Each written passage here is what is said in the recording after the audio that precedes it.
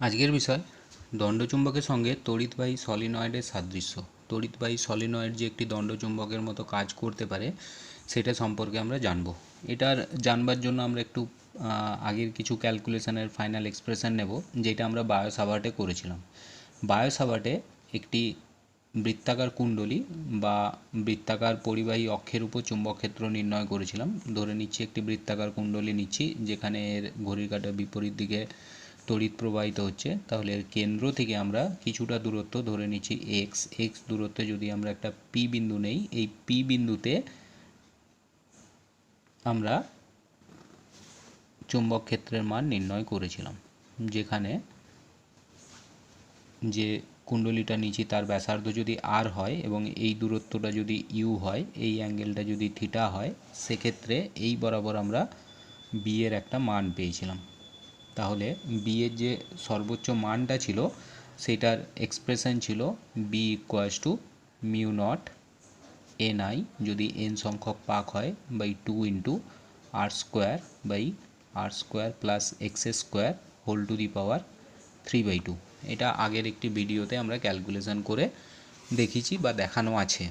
এইবার এখানে যেটা ক্যালকুলেশন করব সেটা হচ্ছে তড়িৎবাহী সলিনয়েডের জন্য দণ্ডচুম্বকের এক্সপ্রেশন দেখব একই আসবে। তাহলে ছবি কীরকম নিতে পারি, ধরে নিচ্ছি এখানে একটি সলিনয়েড আমরা দেখাচ্ছি। সলিনয়েড বলতে একটি চোঙের উপর যদি আমরা একটা তারকে জড়াই, যেটা পাবো সেটাই হচ্ছে সলিনয়েড। তো সলিনয়েডটাকে আমরা এইভাবে দেখাতে পারি। ধরে নিচ্ছি এইভাবে একটি তারকে জড়ানো আছে এক্ষেত্রে।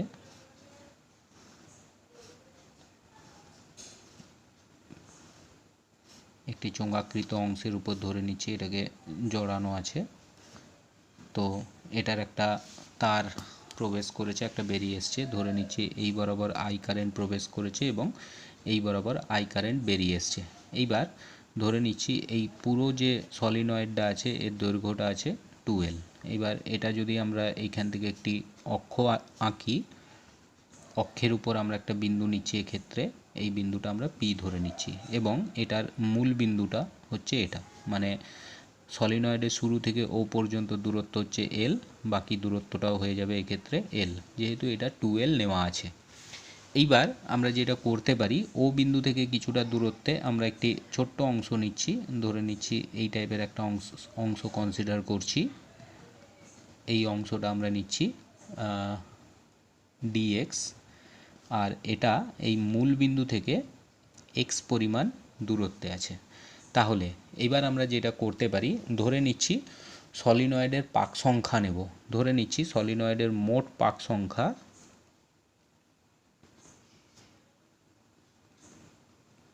যদি ক্যাপিটাল এন হয়, ক্যাপিটাল এন ইকুয়ালস টু লিখতে পারবো 2L সলিনয়েডের পুরো দৈর্ঘ্য ইন্টু স্মল এন, অর্থাৎ স্মল এনটা এখানে একক দৈর্ঘ্যে পাক সংখ্যা, বা আমরা একক দৈর্ঘ্যে পাক সংখ্যায় স্মল এন ইকুয়ালস টু লিখতে পারি ক্যাপিটাল এন বাই 2L। তাহলে এক্ষেত্রে পিএম সলিনয়েডের ক্ষেত্রে দ্বিমেরু ভ্রামক পিএম ইকুয়ালস টু আমরা জানি হয়ে যায় আই ইন্টু এ। এন সংখ্যক পাকের জন্য একটা এন গুণ করতে পারি, সেক্ষেত্রে এটাকে আমরা লিখতে পারবো, এনের জায়গায় লিখতে পারি 2L into small N into I into এটাকে লেখা যেতে পারে পাই ইন্টু, ধরে নিচ্ছি এটার ব্যাসার্ধ আছে এ, পাই ইন্টু এ স্কোয়ার। তাহলে এটা পুরোটা চলে আসবে 2 pi I N into a square. এটা হয়ে যাবে পিএম বা দ্বিমেরু ভ্রামকের মান। এইবার আমরা যদি এই ডিএক্স পোর্শনের জন্য দেখি, তাহলে ডিএক্স পোর্শনের পাক সংখ্যা আমরা নিতে পারি। ডিএক্স পোর্শনের পাক সংখ্যা হয়ে যাবে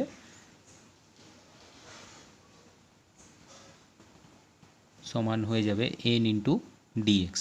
এবার ডিএক্স পোর্শনটাকে ঠিক এই অংশটার মতো দেখতে লাগবে। এখানে এই অংশটা যদি নেই, এই যে তারটা নেওয়া আছে এটার থিকনেসটা যদি ডিএক্স হয়, তাহলে এটার এক্সপ্রেশন ছিল mu not N I by 2 into r square plus x square whole to the power 3/2।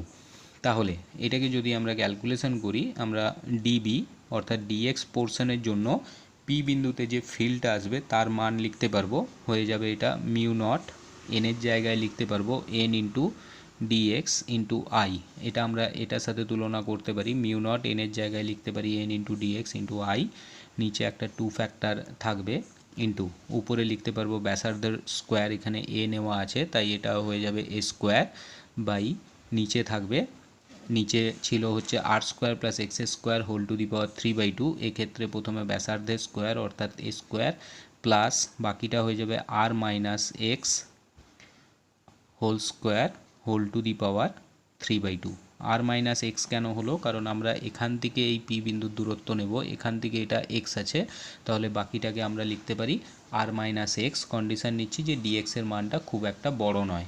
এইবার এটার ক্ষেত্রে আমরা স্পেশাল কেস নিতে পারি, ধরে নিচ্ছি আর এর সাপেক্ষে আর গ্রেটার দেন এ, আবার আর গ্রেটার দেন এক্স, তাহলে এই এক্সপ্রেশনে আর এর রেসপেক্টে এক্সটা উপেক্ষণীয় হয়ে যাবে, আবার আর এর রেসপেক্টে এ স্কোয়ারটাও উপেক্ষণীয় হয়ে যাবে, অর্থাৎ আমরা সিম্পলি লিখতে পারবো a square plus r minus x whole square nearly equals to r square হয়ে যাবে।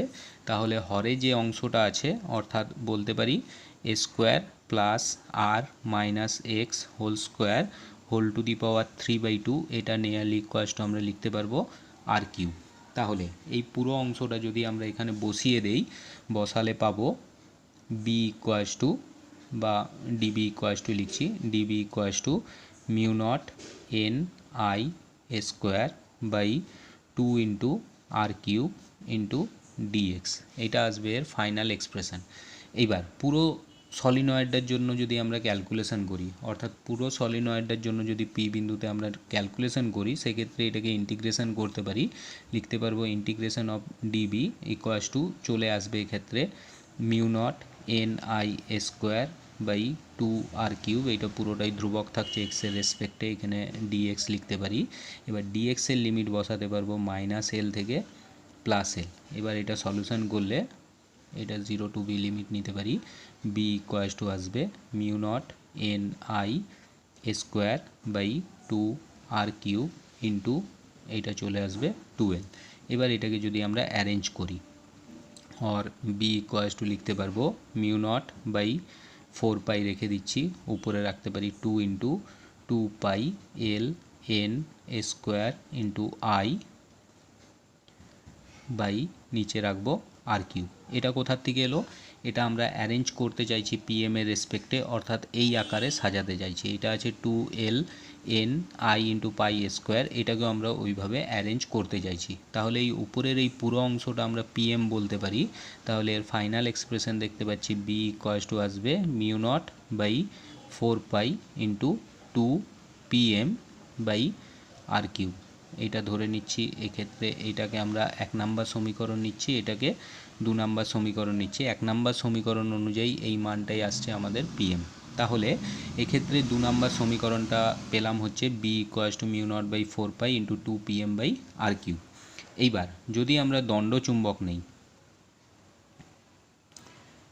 তো দণ্ডচুম্বকের ক্ষেত্রে আমরা 3টা ক্যালকুলেশন আগের অংশে দেখেছি। তো এটার জন্য যদি অ্যাক্সিয়াল পয়েন্টে নিই, অ্যাক্সিয়াল পয়েন্ট বা অক্ষের উপর বি এর মান এসেছিল B axial equals to mu naught by 4 pi into 2 PM by R cube. এটা আমরা আগের অংশে ক্যালকুলেশন করে এসেছি। তাহলে এটা যদি আমরা 3 নাম্বার সমীকরণ নেই, তাহলে দেখা যাচ্ছে এই দুটো সমীকরণ অর্থাৎ 2 ও 3 থেকে B equals two B A, মানে দণ্ডচুম্বকের অক্ষের উপর বি এর যা মান ছিল, এক্ষেত্রে সলিনয়েডের ক্ষেত্রেও অক্ষের উপর মানটা একই আছে। তাহলে এখান থেকে আমরা বলতে পারি যে একটি দণ্ডচুম্বক ও একটি তড়িৎবাহী সলিনয়েড গুণগত ও পরিমাণগত উভয় দিক থেকেই পরস্পরের সঙ্গে সম্পূর্ণ সদৃশ। অর্থাৎ আমি একটি দণ্ডচুম্বক নেই বা একটা সলিনয়েড নেই, দুটোর মধ্যে কোনো ফারাক নেই। তাহলে এইখানে আরেকটা জিনিস আমরা পেলাম, এই পোর্শনে যদি দেখাই, সেটা পেলাম হচ্ছে পিএম এর এক্সপ্রেশন পেয়েছি হচ্ছে 2 pi L N square into I. আবার পিএম ইকুয়ালস টু আমরা জানি হয় QM into 2l equals to লেখা যেতে পারে 2 pi L N square into I. তাহলে এইখান থেকে আমরা কিউএম অর্থাৎ দণ্ডচুম্বকের জন্য মেরু শক্তির সাথে তুলনা করে রাশিমালা পেতে পারি। কিউএম ইকুয়ালস টু পেয়ে যাব পাই এন স্কোয়ার ইন্টু আই। এটা হয়ে যাবে যেরকম দণ্ডচুম্বকের মেরু শক্তি আছে সেক্ষেত্রে এটার মেরু শক্তির মান হয়ে যাবে পাই ইন্টু এন, এনটা হচ্ছে একক দৈর্ঘ্যে পাক সংখ্যা, এটা হচ্ছে ব্যাসার্ধ, ব্যাসার্ধের স্কোয়ার ইন্টু কী পরিমাণ তড়িৎ প্রবাহিত হচ্ছে তার সাথে সমান। নেক্সট আমরা আসবো ঘূর্ণায়মান আহিত কণা চুম্বক ভ্রামক, মানে একটি আহিত কণা যদি কোনো বৃত্তাকার পথে ঘোরে তার ক্ষেত্রে চুম্বক ভ্রামক কী আসবে নির্ণয় করব। ধরে নিচ্ছি একটি বৃত্তাকার অংশ, এই রকম একটি অংশে কি হচ্ছে, একটি আধান যার মান হচ্ছে কিউ, সেটা ঘুরছে কত দ্রুতিতে, ধরে নিচ্ছি ভি দ্রুতিতে ঘুরছে। তাহলে আধানের মান আছে, আধান সমান আমরা লিখতে পারি কিউ, আধানের দ্রুতি আছে সমান ভি, সমদ্রুতি সম্পন্ন যদি হয় তাহলে এটার জন্য নির্ণয় করব, ধরে নিচ্ছি যে বৃত্তাকার পথে ঘুরছে তার ব্যাসার্ধ সমান আছে আর, এবং এক্ষেত্রে আমরা নির্ণয় করতে চাইছি পিএম এর মানটা কতটা হবে। তাহলে পিএম এর মান নির্ণয় করবার জন্য এর আবর্তন কালটা নির্ণয় করব। অতএব এর আবর্তন কাল যদি টি হয়, এস সমান ভিটি সমীকরণ থেকে আমরা লিখতে পারবো T equals to S by V. এক্ষেত্রে এসটা হবে পরিধি অর্থাৎ 2πr বাই ভি লেখা যেতে পারে। অতএব প্রথমে আইটা দরকার, আই ইকুয়ালস টু আমরা লিখতে পারি কিউ বাই ক্যাপিটাল টি, বা এটা টি এর মান বসালে পেয়ে যাব Q V by 2π into R. এবার আমরা পিএম ইকুয়ালস টু জানি আই ইন্টু এ, তাহলে আয়ের মান বসাবো, আই ইকুয়ালস টু হচ্ছে Q V by 2πr into এটা বসাতে পারি পাই ইন্টু আর স্কোয়ার অর্থাৎ ক্ষেত্রফল। তাহলে সমাধান করলে পাবো PM equals to Q V R by 2। তাহলে এটা প্রথম সমীকরণ এলো। এইবার আমরা কৌণিক ভরবেগ নেব।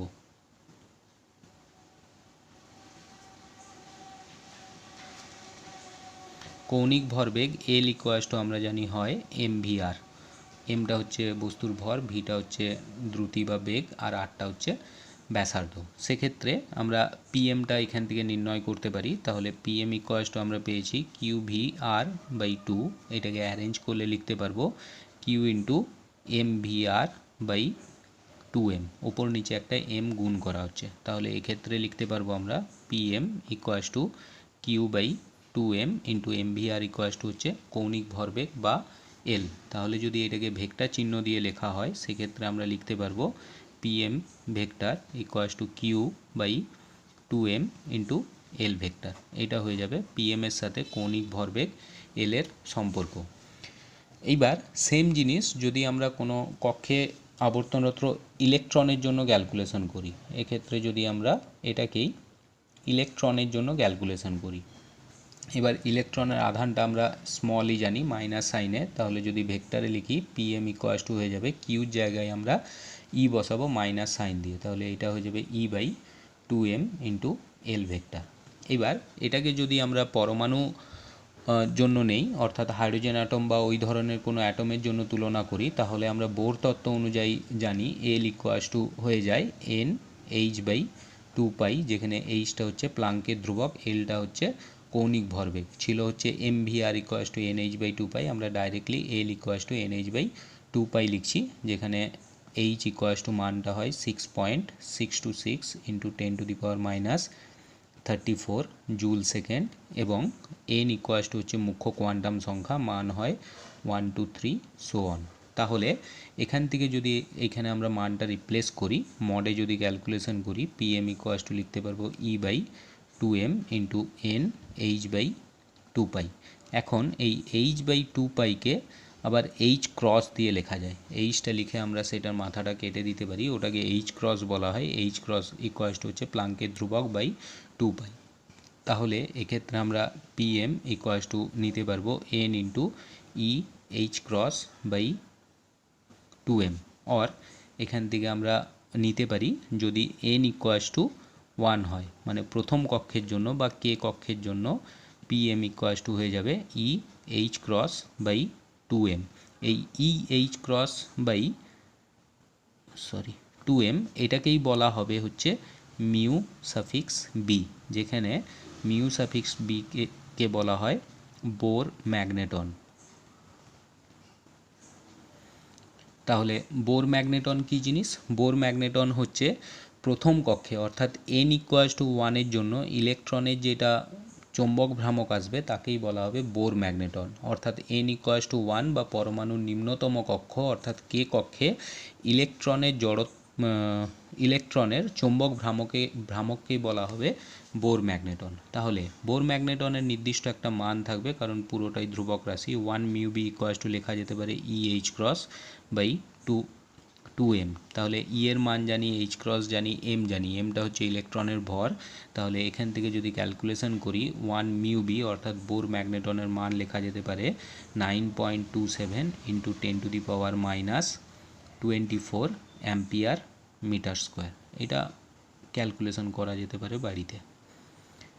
HW দেওয়া রইল। তো সেক্ষেত্রে 1 mu suffix B equals to আমরা লিখতে পারি 9.27 ইন্টু 10⁻⁻24 অ্যাম্পিয়ার মিটার স্কোয়ার। এটাই হচ্ছে বোর ম্যাগনেটনের মান।